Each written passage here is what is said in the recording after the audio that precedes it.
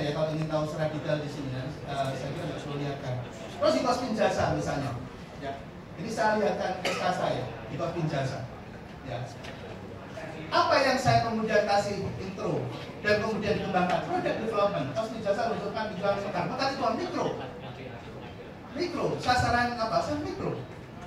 Nah ini yang menyumbang portofolio terbesar sekali yang positif, Bapak Ibu. Jadi itu real. Terus kita kaful. Ketika asuransi yang lain decline, kita naik terus nih profitnya. Kenapa naik? Karena kita punya saham mikro. Pakai insurtech namanya. Jadi insurance technology. Berarti apa? Ketika berbisnis kita nggak bisa menggunakan teknologi dan tidak bisa meninggalkan usaha mikro. Oke. Terus apa lagi Bapak Ibu sekalian? Oke. Bapak Ibu sekalian, ini perubahan besar yang terjadi. Apa? Pertama adalah mengambil keputusan Bapak Ibu sekalian. Biasanya kita lakukan berhari-hari. Ketika nanti menggunakan digital maka instan. Hari ini kita bisa ambil keputusan juga. Kemudian faktor judgment ketika ada bicara tentang resiko, bagaimana mitigasi resiko. Dulu orang yang mengukur, sekarang mesin atau ini. Ini yang bikin cepat dan kemudian terkendali. Dulu orang mengirimkan informasi dan mengirimkan uang dengan cara manual. Ya dulu orang yang melakukan kemudian menggunakan remote cepat. Nah, Bapak Ibu sekalian, apakah saya perlu lihatkan? Ini sudah pernah waktu di Semarang. Ya waktu kita ketemu di Semarang, gimana mendeteksi teknologi mendeteksi calon customer dan ini bisa kita lakukan di LKM kita. Ini bisa dilakukan di LKM kita. Coba saya lihatkan ya.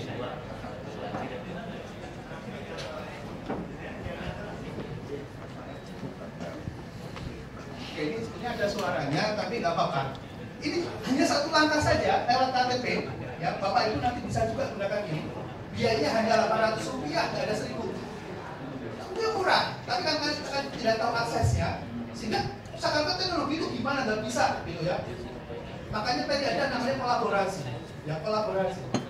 Ini namanya OCR, Optical Recognition.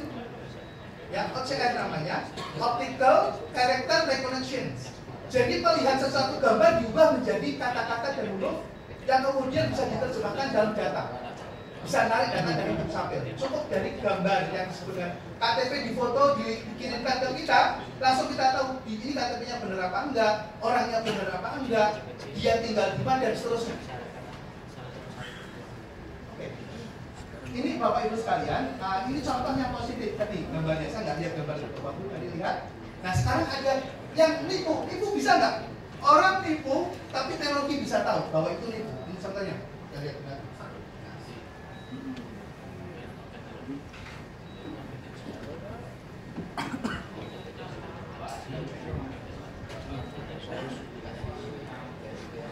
Ini Bapak Ibu, ini KTP-nya benar.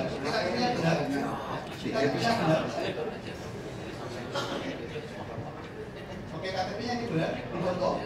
Kemudian dikirimkan ke kita, kemudian teknologi akan membaca siapa ini pemiliknya. Ya ini, ini sudah diterjemahkan ini. Ya dia lahir di mana, tinggal di mana dan sebagainya. Ya rumahnya di mana, RT berapa dan seterusnya. Dia akan kasih informasi ke kita. Kemudian kita, tapi yang pegang ini pemiliknya atau bukan? Nah dia disuruh ini, Bapak Ibu sekalian.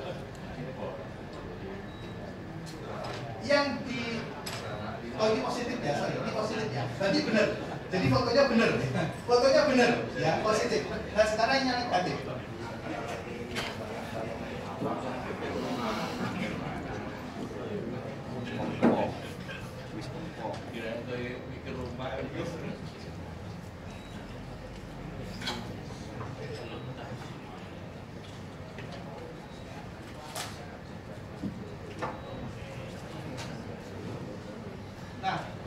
Nanti,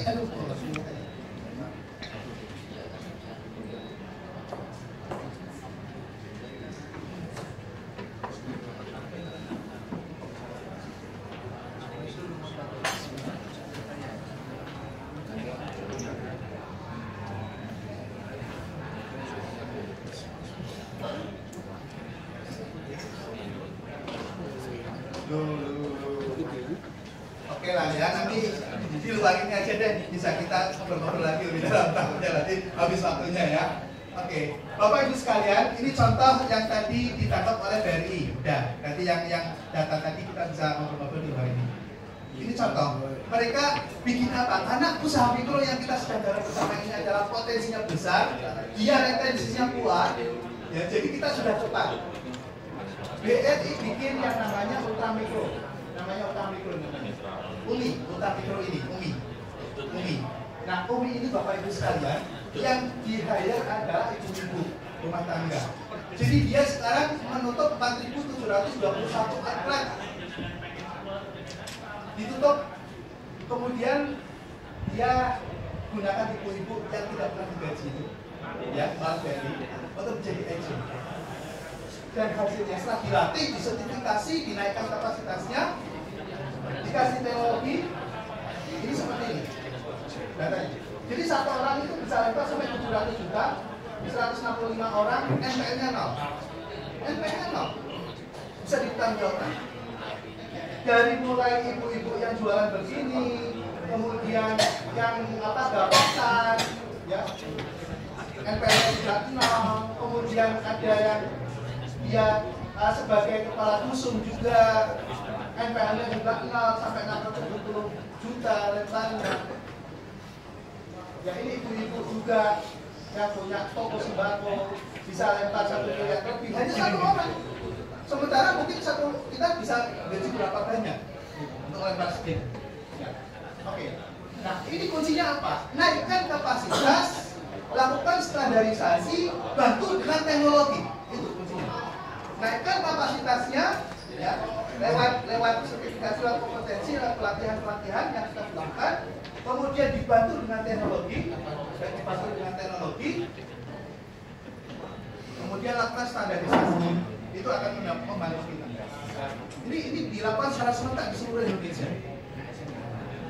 Nah, ini yang saya maksud terakhir. Ini mohon maaf, mohon izin, Bapak Ibu sekalian. Ini terakhir kalau berkenan nanti. Asosiasi ini bergerak kemana? Mau apa yang mau dilakukan? Ya. Yang pertama, kita butuh musdiklat. Kita harus punya ini sendiri untuk mengembangkan kapasitas kita, anggota kita, dengan standar yang memang kita butuhkan dan perlukan ke depan. Ini yang pertama. Terus siapapun nanti ketuanya, kalau kita bisa mengusung ini bersama-sama, maka kita akan bergerak di sini kita. Nah, kemudian yang kedua adalah kita bangun lembaga konsultan. Tadi kita sudah tahu di depan, ya bapak-bapak yang memberikan amanah, bahwa ini kita sangat beragam sekali latar belakang background LKM industri. Ya. Maka yang tahu adalah kita sendiri. Lalu apa yang harus kita lakukan? Kita naikkan kapasitas, kita bikin model bisnis yang standar. Gitu ya. Nah kemudian apa? Kita lakukan pendampingan sama-sama. Ya. Mungkin di antara kita ada yang ahli sebagai tanah diok, jadi kita ikut POT bareng-bareng. POT. Gitu. Mungkin di antara kita ada yang suka teknologi, yuk kita kembangkan. Walaupun bukan kita developernya, tapi kita tahu dan kita suka passion, yuk kita sama-sama ikuti teknologi. Ada yang suka di bidang tata kelola, bidang resiko, terus begitu. Sehingga apa? Bergerak industri ini. Industri bergerak untuk bisa menjadi lebih baik lagi terus begitu. Nah, kemudian kita bikin lembaga audit agar kita apa? Tata kelola kita itu bagus, bisa dipercaya oleh sebuah pihak stakeholder. Dan yang terakhir yang paling penting adalah Apex. Tadi disebutkan Bapak Ibu. Apex untuk apa? Membantu bailout. Kalau Bapak Ibu sekalian ada anggota kita yang kemudian tiba-tiba menghadapi lebaran besok, megang-megang nggak punya likuiditas. Kalau kita sendirian, kita mikir sendirian stres. Banyak juga yang ternyata nggak mampu juga untuk menghadapi itu. Tapi kalau kita bareng-bareng, kemudian dibantu dengan lembaga jantannya nanti kita pilih bareng-bareng ya. Apa BRI, apa siapa aja yang mau membantu kita. Kalau kita sendirian susah Bapak Ibu sekalian. Tapi kalau kita bareng-bareng begini, insya Allah bisa, saya yakin kita bisa. Ya. Jadi Apex adalah untuk membantu bailout likuiditas. Itu yang pertama. Yang kedua adalah untuk membantu technical assistance dan financing.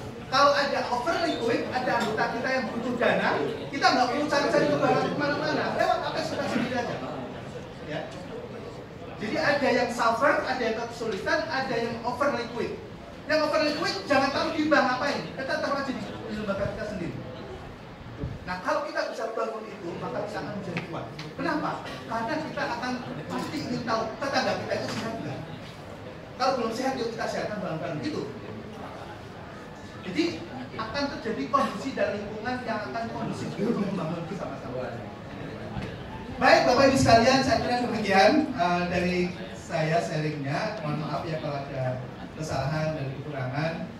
Tapi kalau sekiranya ada satu atau dua pertanyaan untuk membekali nanti pengurus siapapun yang akan menjadi pengurus, ya agar kita punya misi bersama apa yang kita bangun ke depan, sehingga nanti khawatir kalau ini yang menyampaikan salah satu calon ketua kandidat kita tiba-tiba nggak terpilih lalu kemudian ini jadi hilang dan dianggap tidak perlu gitu ya. Jadi siapapun nanti ya kalau kita sepakat ini kita gotong sama-sama. Setuju Bapak Ibu? Setuju. Alhamdulillah. Kita kasih plus untuk semuanya. Baik, saya kira Bapak Ibu sekalian, ini sebenarnya saya ingin sedikit berbagi teknologi. Jadi tanpa berbayar juga bisa. Ya. Ada teknologi namanya lini masa untuk mengetahui posisi dari ada namanya CMS, ada Collection Management System namanya. Nanti malam kalau ada kesempatan 1 jam sebelum bikin program kerja bareng-bareng gitu, kalau berkenan kita bisa sharing nanti malam. Ya. Gimana caranya? Kan kita mikir nanti bayar gitu. Cari yang gratisan juga bisa dulu ya. Tapi kan tahu setuju? Setuju. Oke, alhamdulillah kalau itu nanti malam kita datang, kita menyusun program kerja, cari-cari yang sesuatu yang bisa kita dapatkan pulang itu ada sesuatu yang baru gitu, ada sesuatu yang bisa kita dapatkan. Ya. Setuju Ibu? Setuju. Alhamdulillah, nanti malam aja habis istirahat makan malam, kita ngumpul mungkin 1 jam lah, masa panjang-panjang, kita akan sharing gimana menggunakan fasilitas-fasilitas pabrik yang sebetulnya bisa membantu kita, ya, bisa membantu kita. Termasuk antara lain yang disediakan oleh Google. Google itu kalau kita pakai nggak baik. Oke, baik Bapak Ibu sekalian, sampai di sini terima kasih dan mohon maaf sekali lagi, terima kasih atas atensinya. Kita lanjutkan dengan acara berikutnya. Assalamualaikum warahmatullahi wabarakatuh.